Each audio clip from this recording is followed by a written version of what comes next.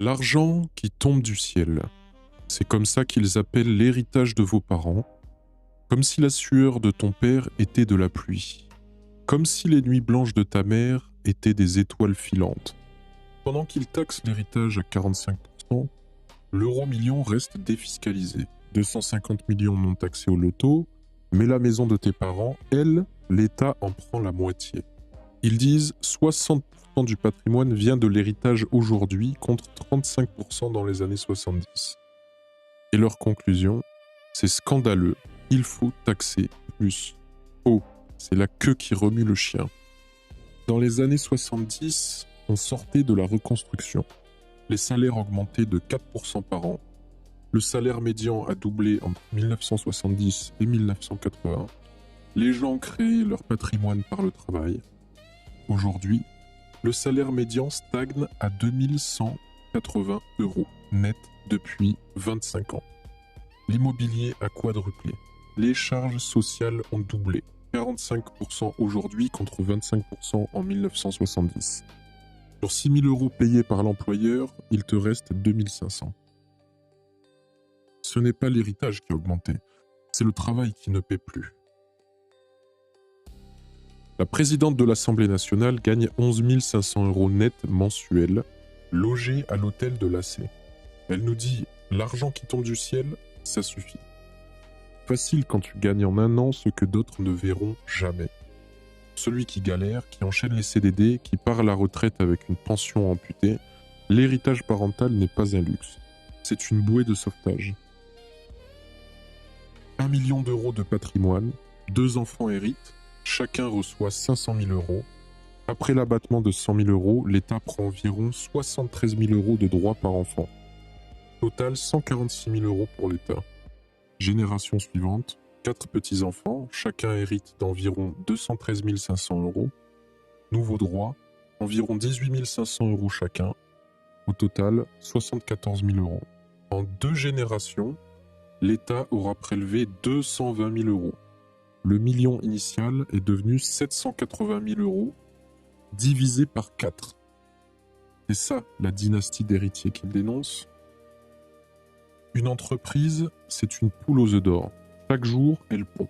Emploi, salaire, cotisation, impôts. Tu peux récolter les œufs toute ta vie ou tuer la poule pour un festin et crever de faim ensuite.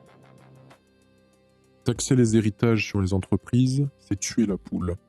Résultat, 5 800 entreprises de taille intermédiaire en France contre 12 500 en Allemagne.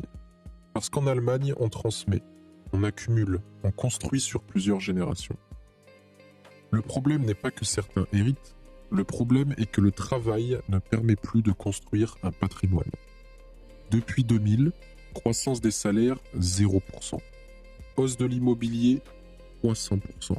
Hausse des prélèvements de 40 à 58% du PIB. Plus on paye, moins ça marche. Hôpitaux en crise, routes défoncées, trains supprimés. Leur solution, taxer encore plus. L'accumulation du capital n'est pas une injustice. Sans épargne, pas d'investissement. Sans investissement, pas d'emploi. Sans emploi, pas de richesse collective. Les pays qui l'ont compris prospèrent. Ceux qui taxent déclinent. Nous avons fait notre choix. Nous sommes le pays le plus taxé d'Europe et notre croissance est la plus faible. Augmenter la TVA déclencherait un nouveau mouvement social. Alors ils tapent sur l'héritage. Les morts ne manifestent pas, les héritiers sont dispersés. Mais attaquer l'héritage, c'est attaquer la famille. C'est détruire le dernier lien de solidarité qui fonctionne sans bureaucratie. C'est nier la transmission entre générations. D'ailleurs, qu'ils se rassurent, seuls 13% des entreprises familiales atteignent la 3e génération. La richesse ne se transmet pas si facilement. Chaque génération doit refaire ses preuves. Le roi Faisal le disait. Mon père voyageait en chameau, je voyage en jet, mes petits-enfants voyageront à nouveau en chameau. Faire baisser l'immobilier en construisant massivement, libérer les salaires en baissant les charges, protéger la transmission des entreprises, créer de la richesse au lieu de la redistribuer. Mais ça demande du courage. Alors ils continuent, ils taxent, ils détruisent, ils achèvent ce qui reste. de notre tissu économique. Nous sommes à la croisée des chemins. Soit nous continuons à tout détruire au nom de l'égalité, soit nous recommençons à construire.